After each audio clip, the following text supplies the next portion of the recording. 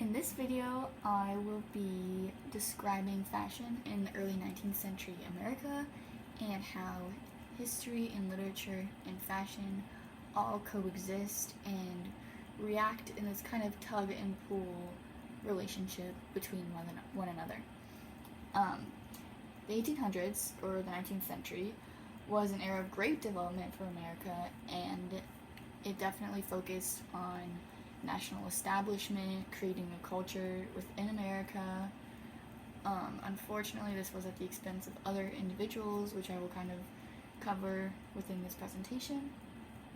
But mostly, I'm going to be looking at how fashion responds. So, when I was researching for this video, I came across an account that was about fashion history, and it is by Amanda Halley Heath, and she claims fashion is not an island, it is a response, which I think is completely true. That's kind of why I did this project in the first place, chose this topic, so yeah, here we go. Starting in the 1800s, so 1800 to 1809, the first decade. This here is a little satirical, comical advertisement from the early 1800s, and it's kind of showing, so you can see it was published in 1808. You can see the change in dress from late 1700s to early 1800s. And this is because people wanted to establish that the thinking of the past was not in the present anymore. They wanted to kind of get away from that past, overdone fashion and thinking and go with simplicity and logic. So, we're beginning the Industrial Revolution here. Independence has taken its place in American society. We're 20 years past Revolutionary War, so they're definitely trying to find their place, find what values they want to pursue, and in this newness, they adopt neoclassicism, which is when they're taking democratic influence from great societies of the past like Rome, Greece, Egypt, and, as Heath would say, fashion response. So as you can see on the left, there's this really draping loose fabric, very very similar to toga style from Rome. Just a little more structure around the upper bodice, shorter sleeves, lower necklines, classic colors, white, blue, things like that. On the right, there's an American portrait. You can kind of see men's fashion. Throughout this presentation, I'm not going to be really highlighting men's fashion because it stays very similar throughout these years. So, mostly feminine fashion. Major governmental establishments such as Library of Congress happened in the early 1800s. Expansion is popular. Ohio enters as a state in 1803. And the New York Post first publishes an edition. So, for literary connections of this decade, we have John Winthrop's A Model of Christian Charity, which kind of goes into this neoclassical logical thinking. We're going back to the origins of America, city upon a hill. They're trying to become an influential society and share their thoughts with the world and become an example. So with this very Enlightenment sort of logical thinking, we have City Upon a Hill, we have Krevkar's Letters from American Farmer. We kind of have these American do-it-yourself, work up the chain ideals taking place, and we can see that in fashion with its simplicity, practicality, things like that. So, moving on to the 1810s. 1810s are pretty similar to early 1800s. We've got really similar waistline. Waistline is high, similar sleeves. We're losing the straight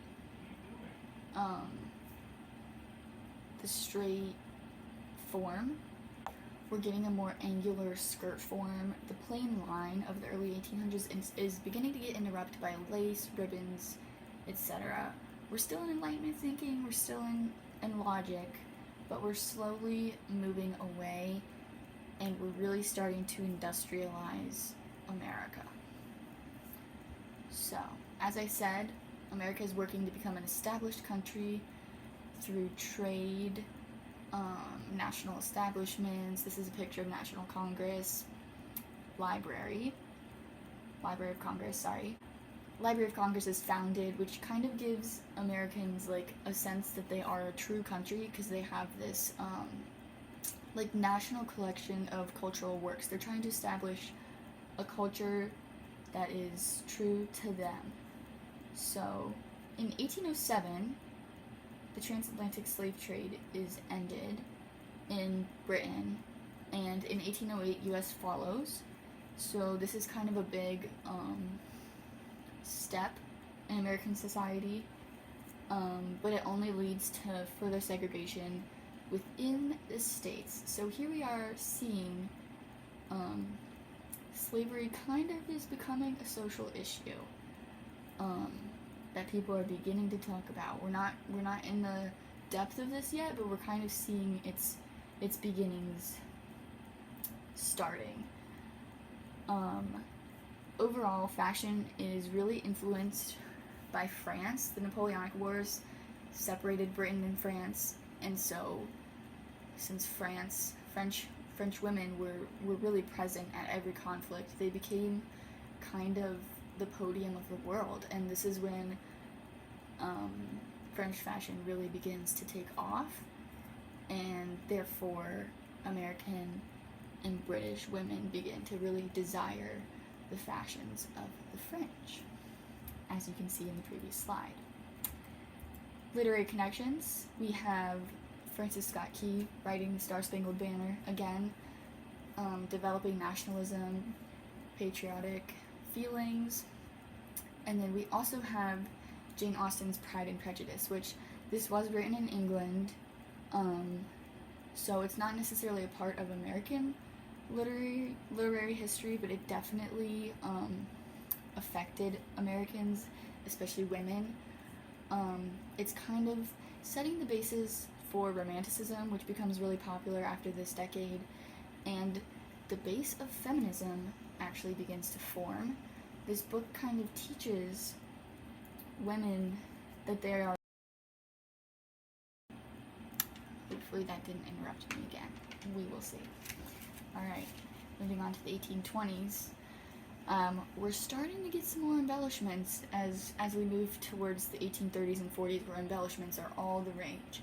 Here in the middle we can see French influence really taking place. On the left is actually an American gown, I believe, and you can see at the bottom we still have the empire waistline. It's starting to move down a little bit, but at the bottom embellishments are becoming extremely popular. And then on the right is an image of when the Erie Canal opened. So, getting into that, skirts begin to widen as James Monroe practices westward expansion. Here's a little infographic on that, on the purchases that he kind of conducted. America turns 50 years old. They're becoming to be a well-established nation, but we are beginning to see change, and people are beginning to react to that change. So during the Missouri Compromise, when America is focusing on expanding westward, we begin to see the effect of declaring states as slave or free, and we're really beginning to see the political focus on whether a state is a slave state or a free state, things like that. The opening of the Erie Canal turns New York into a bustling trade center, and makes it the influential city it is today, which is extremely important to fashion. As we know now, New York is definitely the fashion capital of America. So that's super important when it comes to fashion. And then, unfortunately, we do see Native American removal acts during this decade, which definitely precedes the following 2 decades where people are starting to kind of become socially reformed. So, on to literary connections. We have Washington Irving's Rip Van Winkle. This painting on the right we did study in class. We see Rip on the left wearing early colonial fashions, and those on the right are kind of chastising him for not knowing the happenings of the Common Era. So that was definitely important. Americans are beginning to acknowledge the change that has happened from the beginnings of their nation to the present day. And then we also have James Fenimore Cooper's The Last of the Mohicans, which really humanizes Native Americans to the common people, which was especially important in this time frame. So, continuing to the 1830s, America is definitely established now. We have the Industrial Revolution in full swing, but women are beginning to be oppressed more and more.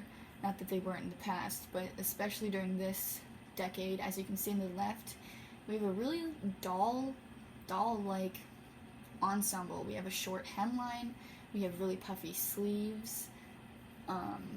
In this little painting here, we can see not only the fashion, but American furniture construction and home decor, which also plays a part in fashion. So, continuing. Here's the more doll-like attire here. We have the gigot sleeves, which are based off of French. The French coined that term, which in the sleeves are kind of looking like a lamb's leg, seeing as how large they are. Gigot is lamb in French. We're seeing a heightening shoulder line. It's not too high, but it's capping the shoulders in evening wear. On the left, there's an American portrait, again representing this fashion. And then on the bottom left, we are really seeing the doll-like structure of these dresses. I mean, even the bonnet is just ginormous. Lots of bows, lots of frivolity, lots of just feminine elements, which kind of disguises women as these unintelligent, childish, doll-like portrayals. So in the 1830s, we have the abolitionist movement beginning. The Victorian era begins, which is very influential. Although it is not American, it is still influential worldwide.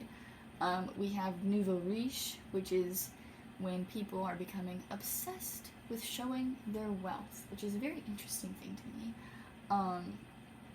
So yes, people are becoming obsessed with showing wealth. They're using America's resources in industrialization. And then, as I said, women are viewed as property, which is definitely depicted through their clothing. Further separation between the people is taking place. It's kind of a heightening political atmosphere. And in response, Romanticism is in full swing, full escape from society taking place. So, yes. Literary connections following. Nathaniel Hawthorne publishes Young Goodman Brown.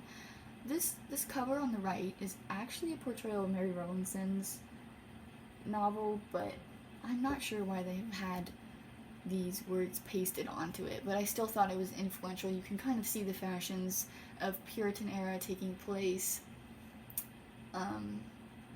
in his book, which is set in Puritan America. And although it is looking to the past, not really a direct portrayal of 1830s, it still has many connections to the era's issues, specifically in women's rights. Faith in the story is portrayed as a seemingly innocent character, pink bows. Pink bows are a big, what's the word? Representation of that innocence. And in this era, we can see the same in women's wear. So again, lots of frivolity. Instead of fashion responding, which it did, literature oppositely responds, not in Romanticism, but in the American Gothic. So we actually start seeing things like Poe's Raven and Telltale Heart along with Young Goodman Brown, which is kind of creating comments on how society is not really all what it's really the opposite mirror view of society that's like highlighting the negatives. So continuing to the 1840s, social awareness has officially become fashionable, and with this we see temperance. So heightening necklines, unless it is evening wear, as we see in the middle. The bonnets are still popular, but they're definitely getting more, the face is getting more shown, more open. Child labor is a really big issue, which is why this is really the issue that kickstarted social awareness.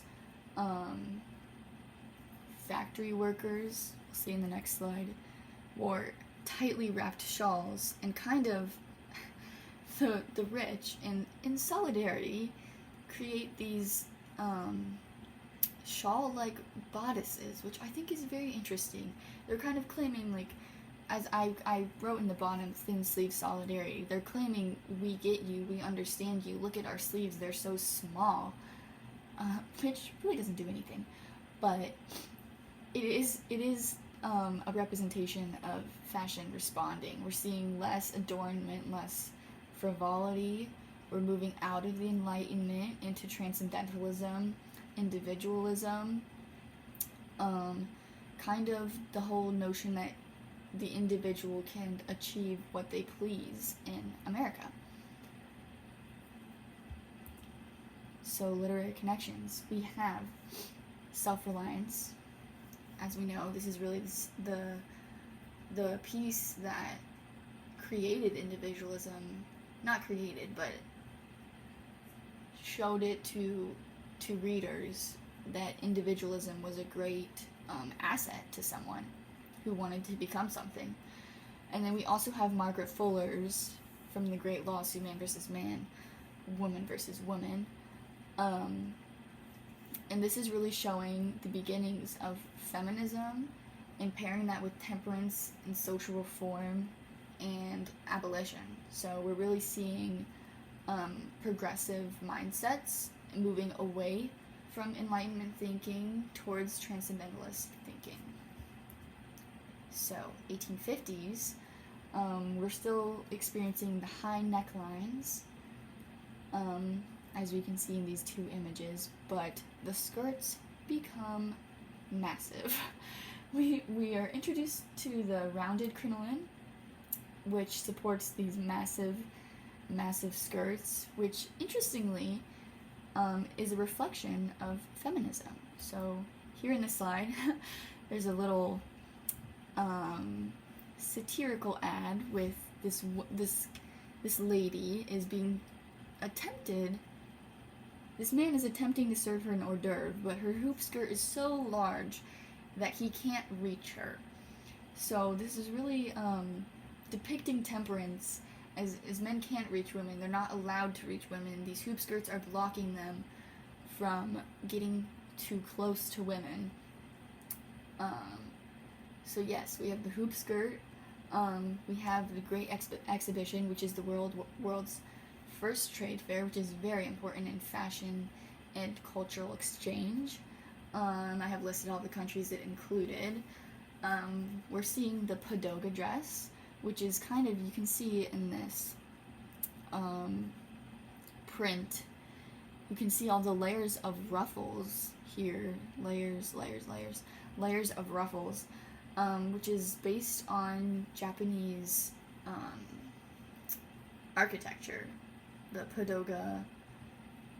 Padoga building has these layers. So we're seeing influence from foreign countries starting to become popular in America, not just Britain and France, but we're seeing India and Scotland with paisley print, other things like that. We're definitely seeing the effects of Victorian imperialism here, sharing of cultures. Amelia Bloomer is an interesting individual. She was a suffragette, an editor, an activist. She kind of invented bloomers, which everyone is kind of aware with, the large, flowy pants, almost a skirt, but still pants. The skirt was still worn over them, but they were highly criticized. She is very important in feminism. She created the Lily, which is women's first literary paper from 1849 to 1853. She was editor of that paper. She ended up quitting that and Bloomers because she believed the amount of criticism she was getting was taking away from the feminist movement. So we really see her as a blip, but it's definitely a progressive one. So yes. And then finally last point, women are allowed to attend school. So they are beginning to be seen as a more intellectual creature, unlike they were in the past. Literary Connections, Song of Myself by Walt Whitman. It definitely captures American essence, American people, American workers. And then we also have Sojourner's Truth, Ain't I a Woman's Speech, which is meshing feminism and abolitionist ideals. So those two are extremely important in the past and connecting with historical events. Final decade, we have the 1860s. Continuing. We're entering Civil War era. Abraham Lincoln becomes president. In this little second point, I have quoted a website which claims that Lincoln wrote a letter to Stevens, which was a senator from Georgia, and he was about to become vice president of the Confederacy. And Lincoln is definitely, he's kind of beginning the Civil War with these lines. He's saying, are you afraid that I'm going to mess with your system? I'm not going to, but I think it's wrong. So he says that, I suppose, is the rub. So we're looking back to Shakespeare in this, which I find a little bit comical. Very witty, intellectual comment. So we're seeing this progression of the Civil War. Naturalism becomes popular again. Song of Myself, in the last decade, it's becoming a more popular thought process. Emancipation occurs. America's Civil War occurs. Louisa May Alcott writes Little Women, and it is the first book to be published and widely accepted by a woman. Not the first, but one of the first. And then towards the end of this era, we have the assassination of Abraham Lincoln, unfortunately. But this really allows Americans to reflect on themselves, why this Civil War occurred, the division that happened so quickly within this new country. In this era, we're seeing a longer skirt, back up to here, longer skirt, less rounded as the crinoline extends in the back. We're seeing the puff. The puff comes back, but this time is lower.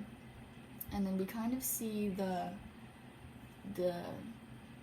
social reform shawl bodice.